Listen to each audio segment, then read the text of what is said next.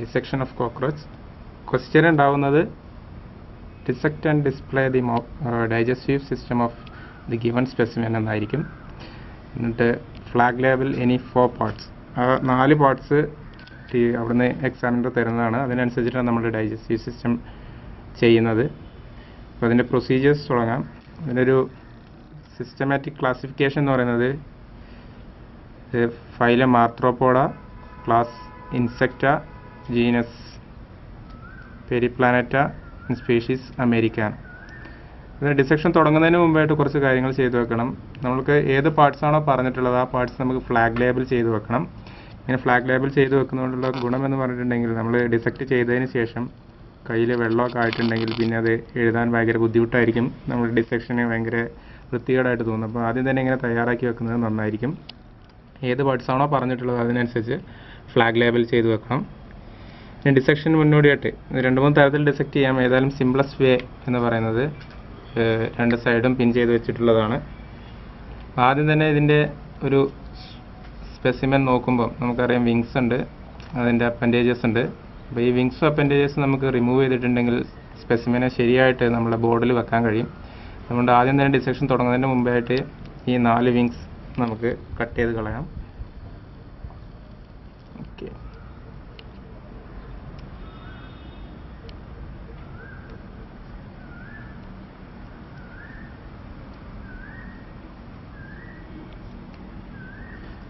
വലിയ സ്പെസിമെൻസ് എടുക്കുന്നത് നമ്മളുടെ ഡിസെക്ഷൻ വൃത്തി ഉണ്ടാവുന്നതിന് നല്ലതായിരിക്കും.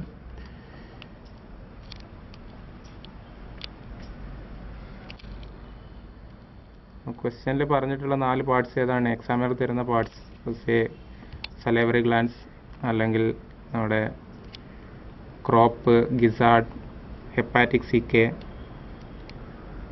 അല്ലെങ്കിൽ ആൽപീജിയൻ ട്യൂബ്യൂൾസ്. ഏതെങ്കിലും 4 പാർട്സ് ആയിരിക്കും നമുക്ക് ചെയ്യാനുണ്ടാവുന്നത്. Dissection should be tidy. അതുകൊണ്ട് നമുക്കത് വേസ്റ്റ് ഉള്ളത് അവസാനം നീക്കം ചെയ്യേണ്ടതായിട്ട് വരും.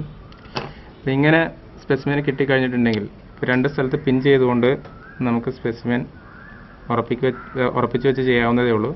പക്ഷേ 2 സൈഡും കട്ട് ചെയ്തിട്ടും അല്ലാതെ ഇവിടെ ഇതിൻ്റെ ഡോസോ വെൻട്രൽ കട്ട് ചെയ്തിട്ടും നമുക്ക് ചെയ്യാറുണ്ട്. ഈ രീതിയിൽ കട്ട് ചെയ്തിട്ടും ചെയ്യാറുണ്ട്. പക്ഷേ കുറച്ചും കൂടി എളുപ്പമായിട്ടുള്ളത് 2 സൈഡും കട്ട് ചെയ്തുകൊണ്ട് ചെയ്യുന്നതായിരിക്കും. ഈ 2 അബ്ഡോമിനൽ ഭാഗങ്ങൾ ചേർന്ന് നിൽക്കുന്ന ഈ 2 ഭാഗങ്ങളും കട്ട് ചെയ്തിട്ട് ചെയ്യുന്നതായിരിക്കും. അപ്പം ഇതിൻ്റെ ഭാഗം നമുക്ക് കട്ട് ചെയ്ത് കളയാം.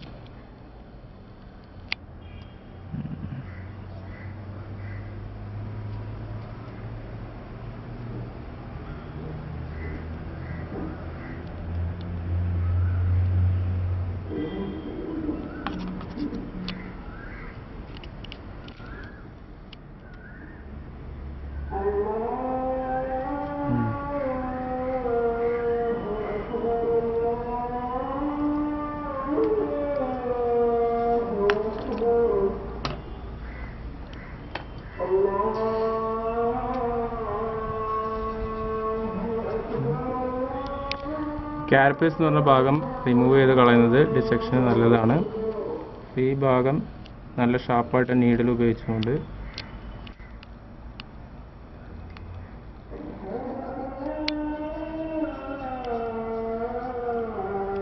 ഒഴിവാക്കി കളയണം.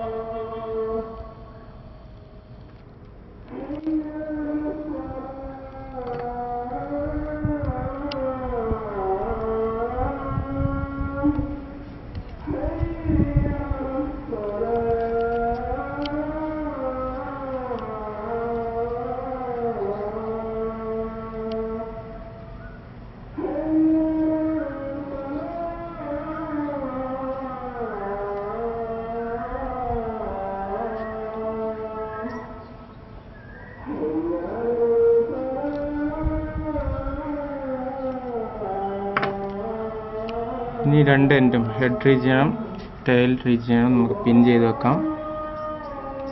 സ്പെസിമെൻ അങ്ങോട്ടും ഇങ്ങോട്ടും ഇളകി പോകാതിരിക്കാൻ.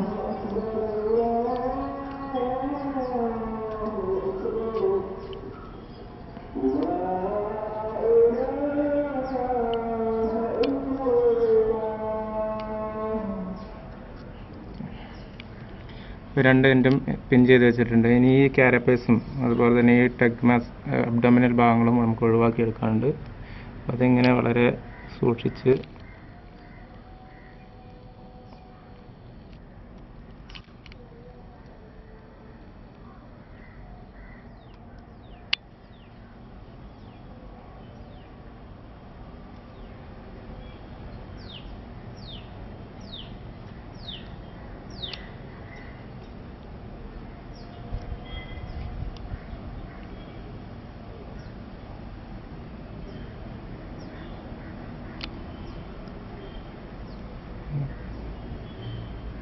ഒഴിവാക്കിയെടുക്കണം.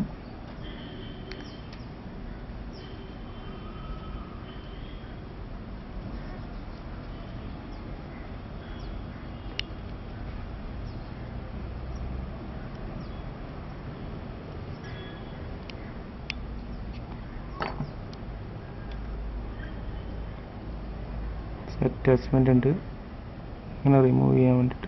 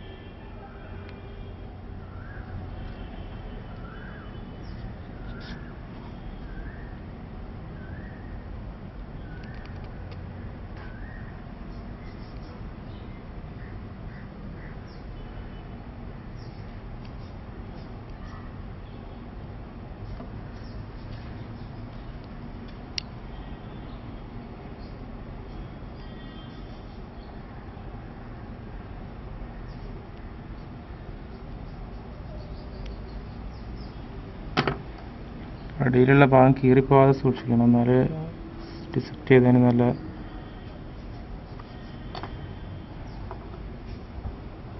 ടൈഡി ആയിരിക്കുള്ളൂ, അല്ലെങ്കിൽ നമ്മുടെ ഡിസെക്ഷൻ മാർക്ക് പോകാനുള്ള സാധ്യതയുണ്ട്.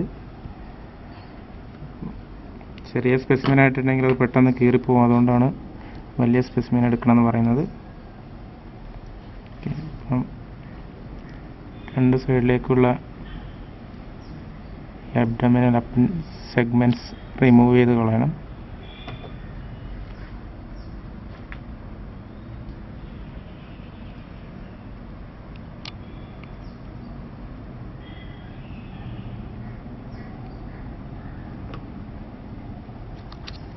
ഫൈൻ നീഡിലും ഫൈൻ ഫോർസെപ്സ് ആണെങ്കിൽ പെട്ടെന്ന് ചെയ്യാൻ പറ്റും. നിങ്ങൾ ഫോർസെപ്സ് ഒക്കെ എടുക്കുന്ന സമയത്ത് അത് കൃത്യമായിട്ട് എടുത്തിരിക്കണം.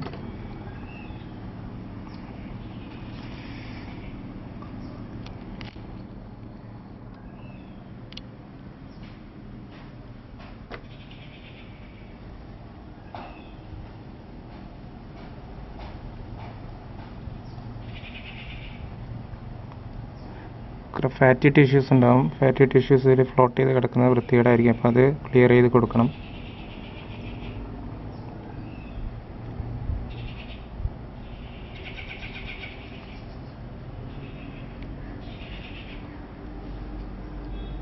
നമ്മളോട് ഏത് പാർട്സ് ആണോ ഡിസെക്ട് ചെയ്യാൻ പറഞ്ഞത് ആ ഭാഗങ്ങളാണ് നമുക്ക് കുറച്ചുകൂടി കാണിക്കേണ്ടി വരിക, ഫ്ലാഗ് ലേബിൾ ചെയ്യേണ്ടി വരിക.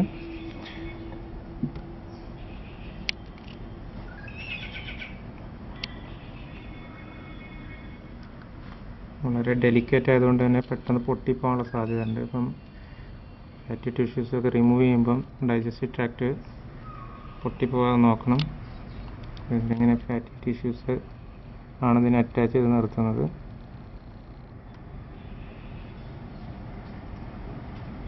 ആണെങ്കിൽ ഒരു നീഡിൽ ഉപയോഗിച്ചുകൊണ്ട് നമുക്ക് ഡൈജസ്റ്റീവ് ട്രാക്റ്റിനെ കുറച്ച് മാറ്റി സ്പിൻ ചെയ്യാം.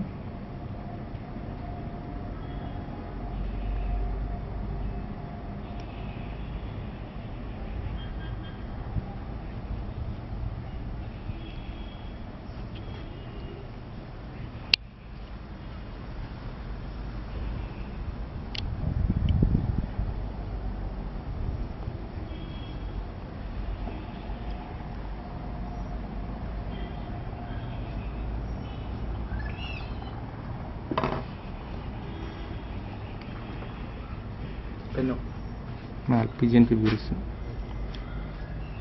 പെന്നാണോ? പിന്നെ ഇതേപോലെ എഴുതും. ഇവിടെ എഴുതണോ?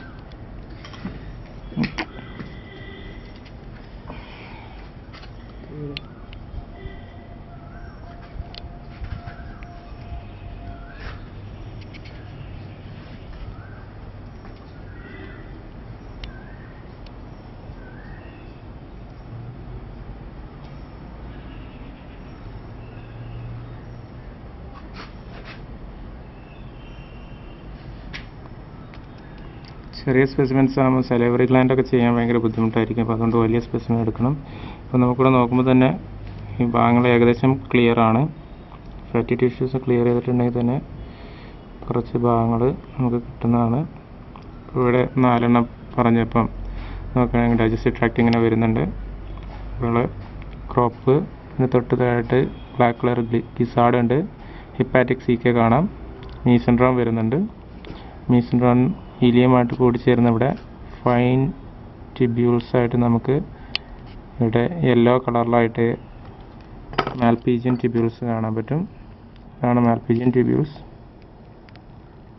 എക്സ്ക്രീറ്ററി ഫംഗ്ഷൻ ഉള്ളതാണ് മാൽപീജിയൻ ട്യൂബ്യൂൾസ് എന്ന് പറയുന്നത്. ഈ 2 ഇവിടെ മീസെൻഡ്രോമിൻ്റെ ഭാഗമായിട്ട് വരുന്ന ഈ 2ഉം കൂടിച്ചേരുന്ന ഭാഗത്താണ് മാൽപീജിയൻ ട്യൂബ്യൂൾ കാണുന്നത്. ഏകദേശം ഡിസെക്ഷൻ ആയിട്ടുണ്ട്. ഇനി നമുക്കിതിനെ ഫ്ലാഗ് ലേബൽ ചെയ്യാണ്. അപ്പോൾ പാർട്സ് കൃത്യമായിട്ട് നമ്മൾ പറഞ്ഞിട്ടുള്ള 4 പാർട്സ് ഏതാണോ എക്സാമിനേഴ്സ് പറയുന്നത് ആ 4 പാർട്സ് നമുക്ക് ഫ്ലാഗ് ലേബൽ ചെയ്ത് കൊടുക്കാനാണ് പറഞ്ഞിട്ടുള്ളത്. അപ്പം ഇങ്ങനെ ഡിസെക്ഷൻ ചെയ്ത് കഴിഞ്ഞതിന് ശേഷം നമുക്കറിയാം ഇതിൽ നമ്മൾ കുറേ ഫാറ്റി ടിഷ്യൂസും അതുപോലെ തന്നെ കട്ട് ചെയ്ത് കളഞ്ഞ ഒരുപാട് കാര്യങ്ങളുണ്ടാവും. അപ്പം അത് ഒഴിവാക്കിക്കൊണ്ട് നമുക്ക് കുറച്ചും കൂടി നല്ല പ്യുവറായിട്ടുള്ള വെള്ളം ഒഴിച്ചു കൊടുക്കണം. എന്നാലേ കുറച്ചും കൂടി ടൈഡി ആയിട്ട് നിൽക്കുള്ളൂ ഡിസെക്ഷൻ. സോ ഇതിനൊന്നും പറ്റാത്ത വിധത്തിൽ മാറ്റി വെച്ചിട്ട് കുറച്ച് നല്ല വെള്ളം ഒഴിച്ചു കൊടുക്കണം.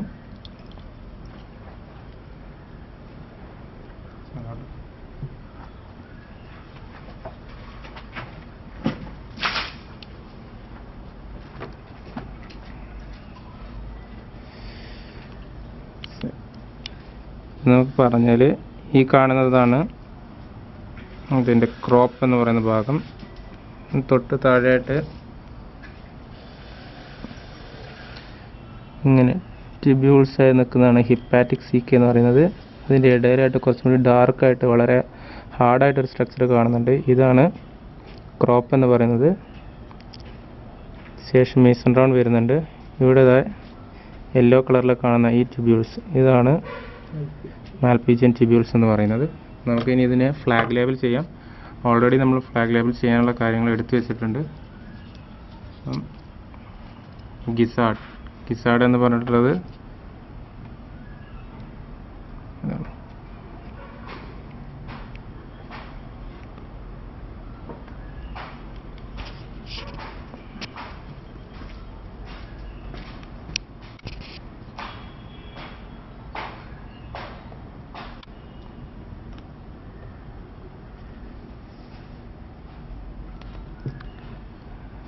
ഈ ഡാർക്ക് ഇതാണ് ഗിസാർഡ് എന്ന് പറയുന്നത്. അപ്പോൾ അതിനെ പോയിന്റ് ചെയ്തുകൊണ്ട് നമുക്ക് ഗിസാർഡ് എന്നുള്ള ആ ഫ്ലാഗ് ലേബൽ ചെയ്തത് കാണിക്കണം. ഇനി അടുത്തത് ക്രോപ്പാണ്.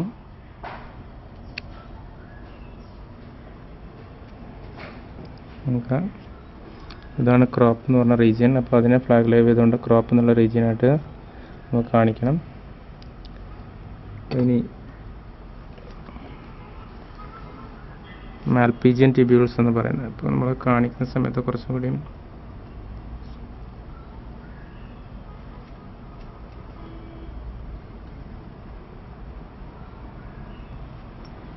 അങ്ങോട്ടും ഇങ്ങോട്ടും വെക്കുന്നത് കുറച്ചും കൂടി കൃത്യമായിരിക്കണം.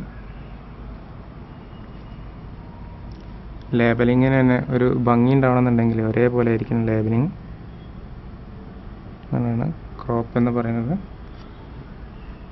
ഇനി നമുക്ക്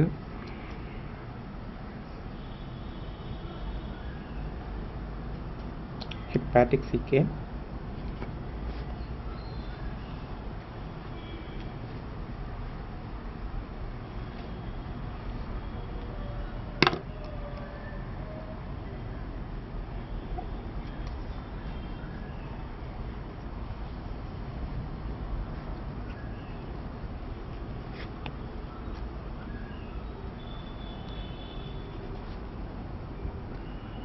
ഏതാണെന്ന് ചോദിച്ചിട്ടുണ്ടെങ്കിൽ കാണിച്ചിട്ട് എന്താ ഇങ്ങനെ ട്യൂബ്യൂൾസായി നിൽക്കുന്ന ഇതാണ് ഹിപ്പാറ്റിക് സീക്ക എന്ന് പറയുന്നത്. നമ്മളൊരു ഭാഗം ഒരു പിരമിഡ് പോലെയുള്ള ഭാഗം കാണിക്കാനും കുഴപ്പമില്ല. ഹിപ്പാറ്റിക് സീക്ക എന്ന് പറയുന്നതാണ്. ഗിസാർഡിൻ്റെ തൊട്ട് താഴെയായിട്ട് കാണുന്ന കുറേ ട്യൂബ്യൂൾസാണ് ഈ ഹിപ്പാറ്റിക് സീക്ക എന്ന് പറയുന്നത്. അതിന് ശേഷം മാൽപീജിയൻ ട്യൂബ്യൂൾസ്.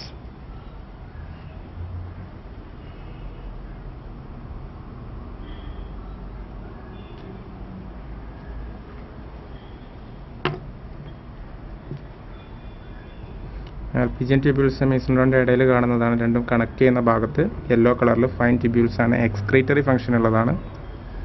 അപ്പം മാൽപീജിയൻ ട്യൂബ്യൂൾസ് എന്നുള്ള ഈ മഞ്ഞ കളറിൽ കാണുന്ന ഈ ഭാഗത്തേക്ക് നമ്മൾ അത് കാണിച്ചു കൊടുക്കുക. നോക്കുകയാണെങ്കിൽ കാണാം ഡിസെക്ഷൻ എടുക്കുന്ന സമയത്ത് ഇപ്പോൾ ഇതിലേതെങ്കിലും ഇപ്പം നമുക്ക് ചെറിയ സ്പെസിഫിൻ ആയതുകൊണ്ട് സലൈവറി ഗ്ലാൻഡ് കാണിക്കാൻ കഴിയുന്നില്ല. ഈ ഭാഗത്തായിട്ട് നമുക്ക് സലൈവറി ഗ്ലാൻഡ് കാണിക്കാൻ പറ്റും. ഈസോഫാഗസ് ഇവിടെ കാണിക്കാൻ പറ്റും. ചിലപ്പോൾ ഈസോഫാഗസ് ആയിരിക്കും ചോദിക്കുന്നത്. അല്ലെങ്കിൽ ഇപ്പം ക്രോപ്പ് ഗിസാർഡിൻ്റെ ഇതിൻ്റെ ഇടയിലായിട്ട് നമുക്ക് ഹിപ്പാറ്റിക് സീക്ക കാണാൻ പറ്റുന്നുണ്ട്. പിന്നെ ഈ മിസൻഡ്രോം ഇലിയം ഒക്കെ ആയിട്ട് കാണുന്നത് ചില സമയത്ത് ഇവിടെ റെക്റ്റം കാണിക്കാൻ പറയും.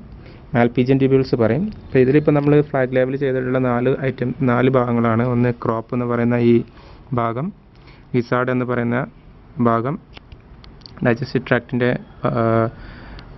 അതിൻ്റെ ഡൈജസ്റ്റീവ് ജ്യൂസസ് ഉണ്ടാക്കുന്ന ഹിപ്പാറ്റിക് സീക്ക എന്ന് പറയുന്ന ഭാഗം, പിന്നെ എക്സ്ക്രീറ്ററി ഫംഗ്ഷനുള്ള മാൽപീജിയൻ ട്യൂബ്യൂൾ എന്ന് പറഞ്ഞ ഭാഗം. ഇനി ഇങ്ങനെ നമ്മൾ ലേബൽ ചെയ്ത് കഴിഞ്ഞതിന് ശേഷം ഞാൻ പറഞ്ഞിട്ട് വൃത്തിയാക്കാൻ വേണ്ടിയിട്ട് നമ്മൾ ആവശ്യമില്ലാത്ത വസ്തുക്കൾ, ഫാറ്റി മെറ്റീരിയൽസും അതുപോലെ തന്നെ കട്ട് ചെയ്ത് കളഞ്ഞിട്ടുള്ള ഭാഗങ്ങളൊക്കെ ഒഴിവാക്കിയിട്ടുണ്ട്. അതിനുശേഷം നല്ലൊരു പുതിയ വെള്ളം നിറച്ചതിന് ശേഷം അതിൽ നമ്മളിത് പ്രസൻറ്റ് ചെയ്തിട്ട് കാണിക്കുക. ശ്രദ്ധിക്കേണ്ട കാര്യങ്ങൾ എന്ന് പറഞ്ഞിട്ടുണ്ടെങ്കിൽ നമ്മൾ ഡൈജസ്റ്റീവ് ട്രാക്റ്റ് പെട്ടെന്ന് ചെയ്യുന്ന സമയത്ത് ചിലപ്പോൾ പൊട്ടിപ്പോവാം. അപ്പോൾ അത് ഒട്ടിച്ച് അല്ലെങ്കിൽ അഡ്ജസ്റ്റ് ചെയ്ത് ഇങ്ങനെ പുറത്തെടുത്ത് കാണിച്ചതിന് ശേഷം ഇങ്ങനെ അഡ്ജസ്റ്റ് ചെയ്ത് വെച്ചിട്ടുണ്ടെങ്കിൽ തീർച്ചയായും എക്സാമിനേഴ്സ് ഇത് വെള്ളം നിറച്ച് നോക്കും. അപ്പോൾ നിങ്ങൾ വെള്ളം നിറച്ച് നോക്കുന്ന സമയത്ത് ഇത് കംപ്ലീറ്റ് ആണെങ്കിൽ മാത്രമേ നിങ്ങൾക്ക് മാർക്ക് ലഭിക്കുകയുള്ളൂ. അല്ലാതെ ചില ആൾക്കാരൊക്കെ കട്ട് ചെയ്ത് കളഞ്ഞിട്ട് അല്ലെങ്കിൽ ചിലപ്പം ചെയ്യുന്നതിൻ്റെ ഇടയിൽ പൊട്ടിപ്പോയിട്ടുണ്ടാവും. അങ്ങനെ പൊട്ടിപ്പോയിട്ടുണ്ടെങ്കിൽ അത് മാർക്ക് കുറയും. അപ്പം കുറച്ചും കൂടി ടൈഡി ആയിട്ട് ചെയ്തിട്ടുണ്ടെങ്കിൽ അതിനനുസരിച്ചുള്ള മാർക്ക് കംപ്ലീറ്റ് സ്കോർ ചെയ്യാൻ പറ്റും. 5 മാർക്കാണുള്ളത്. ഇപ്പോൾ ഇത്ര 4 ഭാഗങ്ങൾ അടയാളപ്പെടുത്തി ഡിസെക്ഷന് 5 മാർക്കാണ്. Thanks for watching.